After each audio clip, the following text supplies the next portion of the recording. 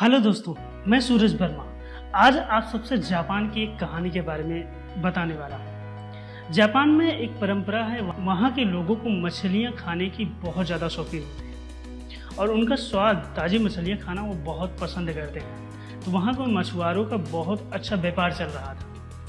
कुछ टाइम बाद कुछ ऐसा हुआ कि समुद्र के किनारे पर जो भी मछलियाँ थी वो सारी तो ख़त्म हो चुकी थी। तो मछुआरे अपने बोट के ज़रिए समुद्र के बीचों बीच में जाके वहाँ पर मछलियों का शिकार करते, मछलियाँ लेकर आते।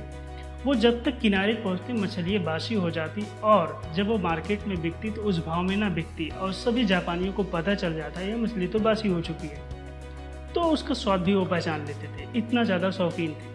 तो मछुआरों के सामने ये समस्या आने लगी कि आखिर मछलियों को ताज़ा कैसे रखा जाए। उतने बीच से लेकर आने में यहाँ तक तो बासी ऑलरेडी हो जाएंगी और कुछ मछली तो मर भी जाती थी, सड़ भी जाती थी। तो इतनी बड़ी समस्या को समाधान कैसे करें। तो सभी मछुआरों ने सोचा क्यों ना हम अपने बोट में एक फ्रीज भी लेकर चलें, सारी मछलियों को मारेंगे और फ्रीज में भरेंगे। तो उन सभी लोगों ने ऐसा ही किया। जब वो मछलियों को मारते तो उस फ्रीज में रख देते और फ्रीज को लेकर जब बोट साइड में आती और जब मार्केट में बिकती तो उस मछली का जापानी लोग स्वाद पहचान लेते। उस मछली में वो स्वाद ना रहता जो ताज़ी मछली में रहता। तो फिर लोगों के सामने समस्या आने लगी, आखिर मछली को ताज़ा कैसे रखा जाए।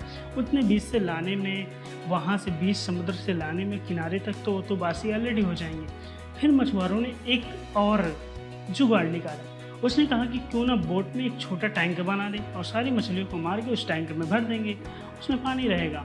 तो सभी लोगों ने ऐसा ही किया। समुद्र की सारी मछलियाँ मारने के बाद जितना भी हो सकता था तो उस टैंक में रख देते और टैंक को जब तक वो बोट के ज़रिए बाहर खींच कर लाते वहाँ पर, तो उसमें से कम जगह होने के कारण कुछ मछलियाँ तो मर जाती और कुछ उसमें ज़िंदा रहती। तो वो जब मार्केट में बिकने जाती तो फिर भी उसमें वो स्वाद नहीं था जो ताज़ी मछली में होता।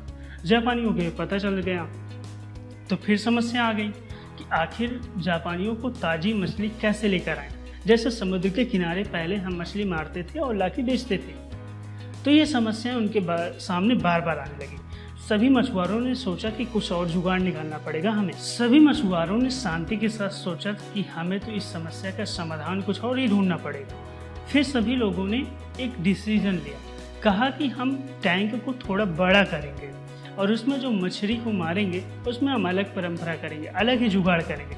सभी लोग समुद्र में गए और वहाँ पर जो भी मछलियों को मारा और उस टैंक में वो डाल देते। और अंत में उन्होंने क्या किया, शार्क के एक छोटे बच्चे को उस टैंक में डाल देते और शार्क का जब तक छोटा बच्चा उस टैंक में पहुंचता तो उन मछलियों को शिकार करता और मछलियां अपनी जान बचाने के चक्कर में वो टैंक के चारों तरफ घूमती रहती। इसकी वजह से उनमें वो एनर्जी और वो ताजगी बरकरार रहती। कुछ मछलियों को शार्क तो खा जाती लेकिन कुछ मछलियाँ उसमें बच जाती। तो वो मछलियों को लाकर जब मार्केट में बेचा जाता तो वही ताजगी बनी रहती, क्योंकि मछलियों में रनिंग की परंपरा थी। जो रनिंग करती थी, तैरती थी, वो बरकरार रहती थी। और शार्क तो कुछ मछलियों को खा जाती थी, ये तो थोड़ा नुकसान होता था, लेकिन सारी मछलियों की ताजगी बनी रहती थी और जापानियों को ये मछली पसंद आने लगी।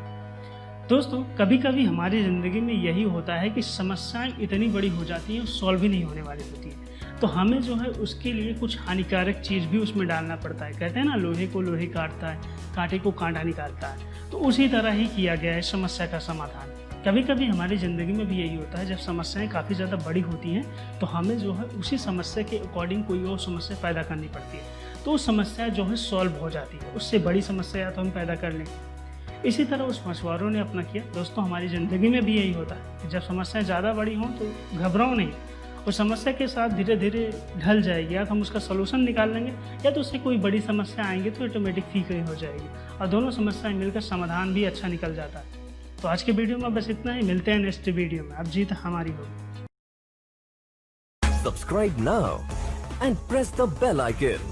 Never miss an update.